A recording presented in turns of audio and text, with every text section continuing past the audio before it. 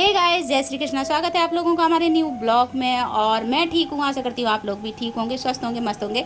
और आज है ऋषि पंचमी, तो मैं आज आई हूँ, हम लोग दोनों लोग आए हैं मंदिर पूजा करने के लिए। मैं और मेरी फ्रेंड दोनों लोग पूजा करने के लिए आए हैं। तो हम लोग ये पूजा शुरू से ही, जब से स्टार्ट किए तब से मंदिर में ही करते हैं, क्योंकि ये पूजा एक ही जगह पे करनी चाहिए। बार बार मतलब घर पे इसलिए नहीं करते हैं क्योंकि हम लोग यहाँ पे कॉलोनी में रहते हैं, इसलिए तो कभी चेंज हो जाए तो इस वजह से मंदिर तो कोई से भी कर लो, वो मंदिर तो एक ही जैसे माने जाते हैं, ऐसी कोई बात नहीं है। या तो फिर स्वयं का जब घर करो तो उसमें करो। तो इस वजह से हम लोग मंदिर में पूजा करते हैं। और इसमें क्या क्या पूजा में लगता है अभी आप लोगों को दिखाते हैं। इस पूजा में बहुत सारा सामान लगता है। और इस पूजा में जैसे हल वल का इसमें कुछ खाया पिया नहीं जाता है, ना ज़्यादा यूज किया जाता कुछ भी। अब ऐसे आदमी कहेगा कि खाना वाना नहीं बनाते, हाँ वो तो सब करना ही पड़ता है, बनाओगे नहीं तो सब लोग बच्चे वगैरह सब लोग क्या खाएंगे पिए। लेकिन अब चलो आप लोगों को दिखाते हैं पूजन विधि।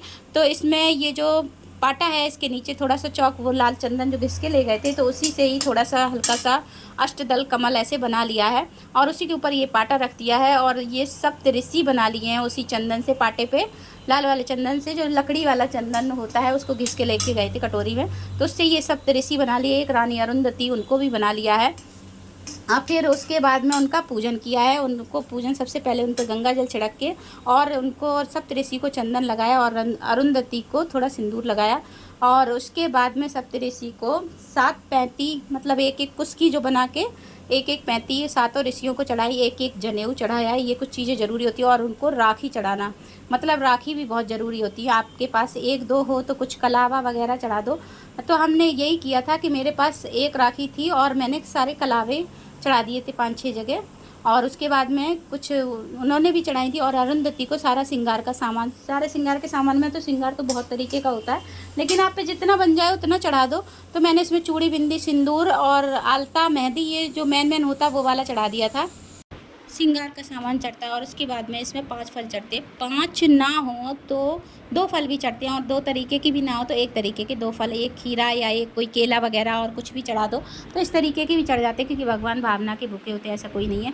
और एक एक अंगोछा और सारा श्रृंगार का सामान, यही सब कुछ तो मैं बता ही चुकी। और दिया जला लेते हैं, दीपक जला के ही तो, तभी तो मतलब कहानी वहानी पढ़ने से पहले या कुछ वैसी पूजा करने से पहले दीपक ज़रूर जला लेना चाहिए, क्योंकि ये साक्षी माना जाता है। और धूप बत्ती भी जला ली। और उसके बाद में ये जूली ने पढ़ी कहानी और मैंने सुनी। और इसके बाद में हम लोगों ने की आरती, क्योंकि इसमें 2 कहानी थी तो दोनों कहानी पढ़ी। और फिर उसके बाद में आरती की।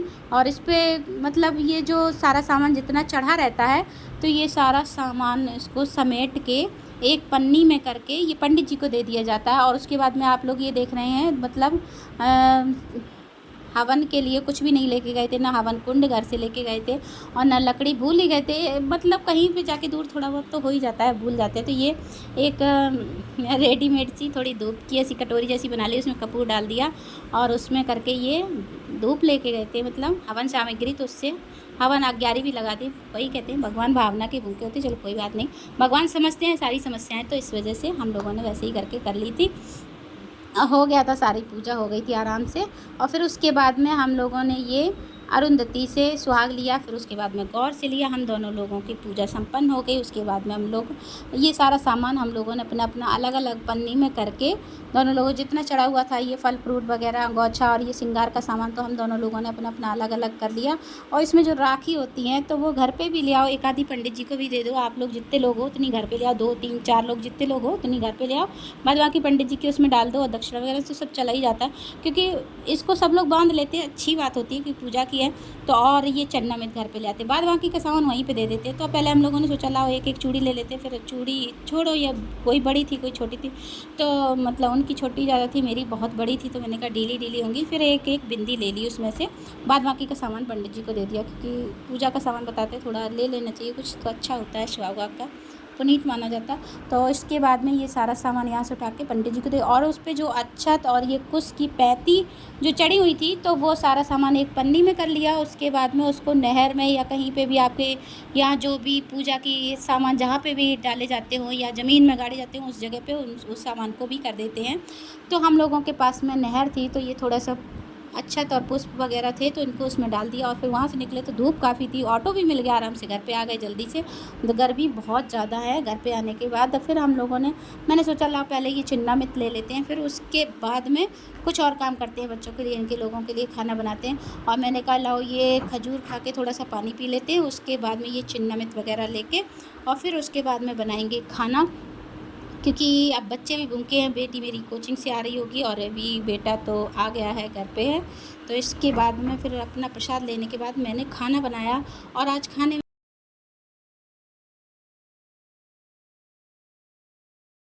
घड़ी में बजा है करीब 1:45, तो मतलब राज आ गया है कोचिंग से, अभी लक्ष्मी नहीं आई है और मैं यहाँ पे रोटी सेंक रही हूँ। आज मैंने खाने में बनाया कद्दू की सब्ज़ी, दाल, चावल, रोटी।